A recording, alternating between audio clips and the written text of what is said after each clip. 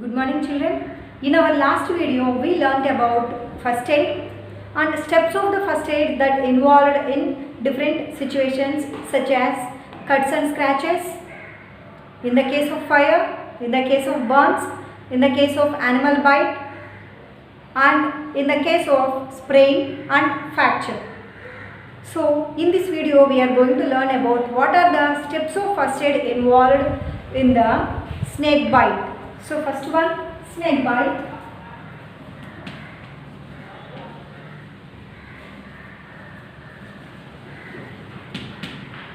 Snake bite. So poisonous snakes inject the poison into our body through their fangs. So it causes swelling as well as more pain. So the person who got the snake bite must provide the medical help immediately to that person. So otherwise it leads to death. So before going to the doctor, what we should do? So what are the steps involved in this first aid in the case of snake bite? So first of all we must wash the wound with water, soap and water, to remove the poison and the rest of the poison and germs. And second step, apply the tourniquet just above the bite. Just above the bite, we need to apply the tourniquet to stop the flow of the blood to the heart. So this may help to reduce the spread of the poison in our body. And step 3, immediately we must take the person to the doctor. Without any delay, immediately we must rush the victim to the doctor. So we must follow these steps in the case of snake bite. In the case of poisoning,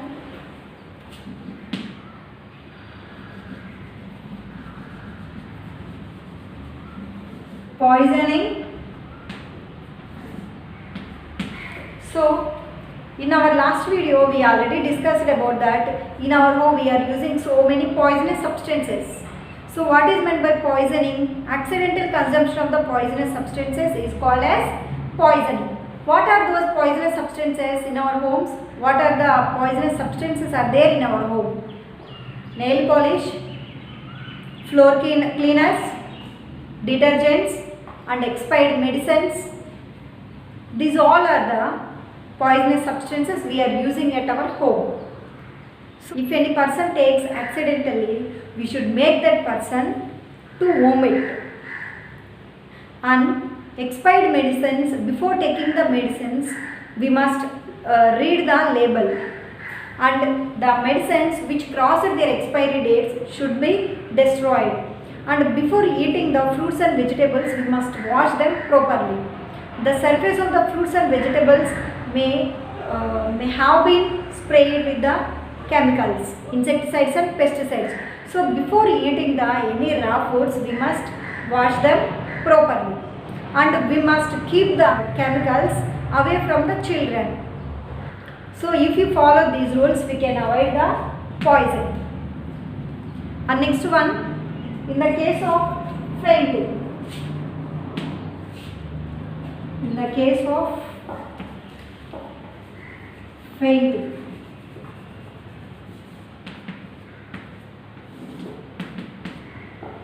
In the case of fainting. So when a person gets faint, so if the person's brain, if the brain unable to get the sufficient amount of the blood and oxygen, then the person may get the fainting. So he may lose his consciousness. In that type of cases, what we must do? If a person faints, make him lie down with his head at a level lower than his body. So head must be lower than his body. It helps the blood to move faster to the brain. And next one, we must loosen his tightened clothes and socks, belt and tie. Next one, we must sprinkle cold water on his forehead and let him take rest quietly. So after he may recover. So these are the steps involved when the person faints. Fourth one, In the case of insect bite,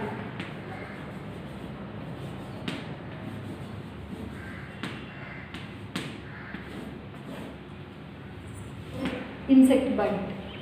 In the case of insect bite, what are the steps are involved in the first aid of the insect bite?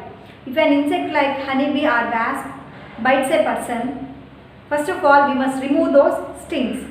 Those stings are very painful and it contains the chemical poison. So we must remove those stings. And second step, we must apply the baking soda or cold creams on the affected area. So baking soda, we know that it cools the burn or wound. And next one, we must keep the ice cubes on the affected area. So these are the steps involved in the first aid of the insect bite. So today we discussed the steps of first aid in the case of snake bite, poisoning, fainting and insect bite.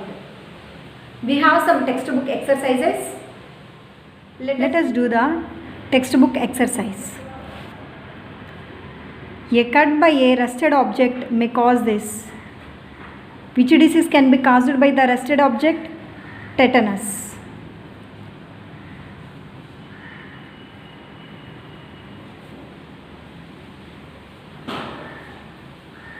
Tetanus. And a crack or break in a bone is called fracture.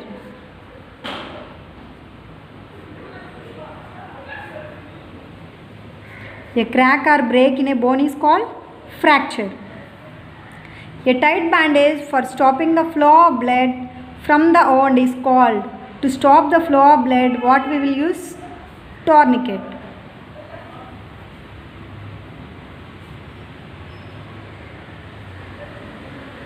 Tourniquet. Fourth one, use it to give support to a broken bone.